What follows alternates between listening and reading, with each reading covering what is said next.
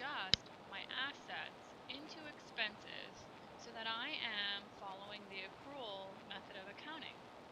Remember, I am matching my revenue and expenses in the time period in which they generated my revenue. And if we think about our assets that we have, especially supplies, we are using those supplies to generate our revenue. Think about if I was a publisher, I would be using my paper and my ink and all of those items in the process of generating my revenue. So I need to be able to convert those from my asset to my expense, and the adjusting process allows me to do that. So for example, we see here that we had supplies purchased of $1,000 and we have supplies on hand of $50. So the best way to do this is to create your T account. Remember I said way back in the beginning of this class that T accounts are your best friend, and it's true. So I would label my T account right here, supplies. I know that I have 1,000. We started with 1,000, and I now have $50 left. So I'm just going to do my line here as if I was footing it. So my balance is 50. So I am solving for my credit, which represents the amount of supplies that I consumed or used in that period of time to generate my revenue. Think about a landscaper. If that was landscaping supplies, as I performed my jobs ever out of that shed every day to prepare for those jobs. So as I'm using those supplies that I have on hand, I am then reducing the value that I have. So we started with 1,000, we took account, and we now have $50 left. So if we subtract those two numbers, we know that we used $950 worth of supplies. So that means I am now going to convert my asset to an expense. One reason is I need to present my supplies at an accurate amount because my financial statements have to be reliable, comparable, and consistent. So if I presented my balance sheet at 1,000, I would be misleading my readers because I used $950 worth of my supplies.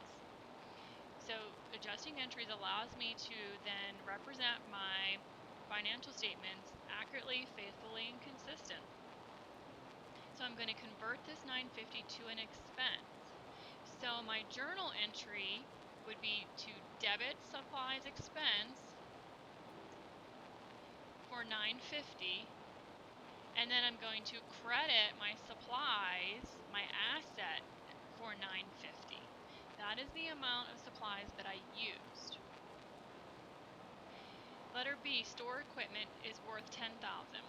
We had accumulated depreciation store equipment before our adjustment of $1,100, and my depreciation expense for my store equipment is $300.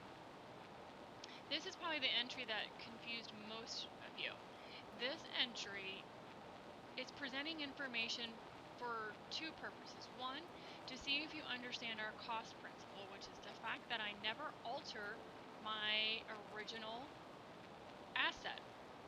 Okay, so I'm never going to alter that store equipment.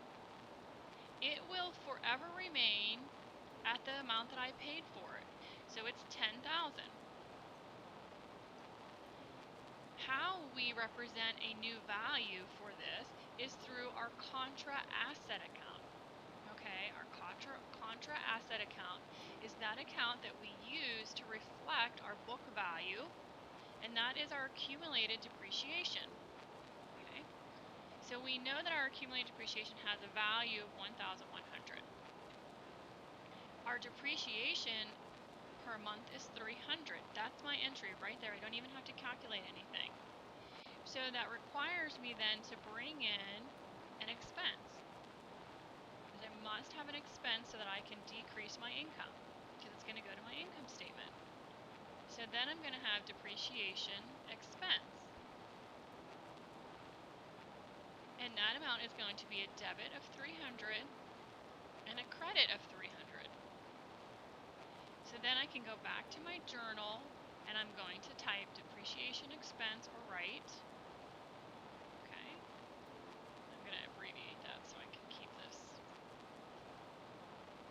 300. And then I'm going to credit my accumulated depreciation for my store equipment for 300. Remember, my debit and credit must always balance. I must have a debit, I must have a credit. You must begin with a debit, not the credit. Even though you're putting them in the right column, we must always start with our debit.